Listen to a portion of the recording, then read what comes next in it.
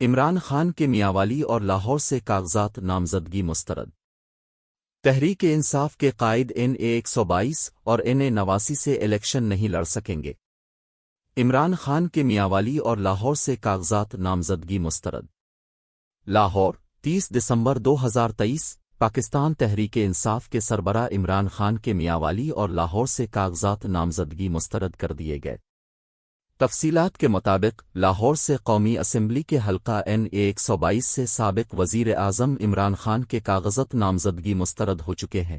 اس کے علاوہ میانوالی کی ان کی آبائی نشست NA89 سے بھی قائد تحریک انصاف کے کاغذات نامزدگی مسترد کر دیے گئے ہیں، جس کے نتیجے میں تحریک انصاف کے قائد NA122 اور NA89 سے الیکشن نہیں لڑ سکیں گے۔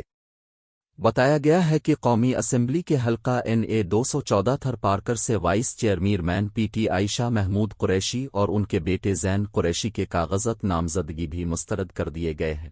تحریک انصاف کے رہنما زلفی بخاری کے NA50 اسلام آباد پر کاغذات نامزدگی مسترد ہو چکے ہیں، جس کے بعد زلفی بخاری نے وکلاء، تائید و تجویز کنندہ کو حراست میں لینے پر ہائی کورٹ سے رجوع کرنے کا فیصلہ کر لیا۔ معلوم ہوا ہے کہ قائد نون لیگ نواز شریف کے مقابلے میں NA15 مانسہرہ میں RO نے PTI رہنما اعظم سواتی کے کاغذات نامزدگی مسترد کر دیے، جن پر اعتراض میں نواز شریف کے وکیل نے موقف اپنایا کہ الیکشن لڑنے والے امیدوار کا ملک میں ہونا ضروری ہے۔ اسی طرح سیالکوٹ سے سوشل سیکیورٹی واجبات کی عدم ادائیگی اور اثاثے ظاہر نہ کرنے پر NA71 سے عثمان ڈار کی والدہ اور عمر ڈار اہلیہ کے کاغذات نامزدگی بھی مسترد کر دیے گئے۔ ریحانہ امتیاز ڈار اور عروبہ ڈار نے خواجہ آصف کے مقابلے میں کاغذات جمع کروائے تھے۔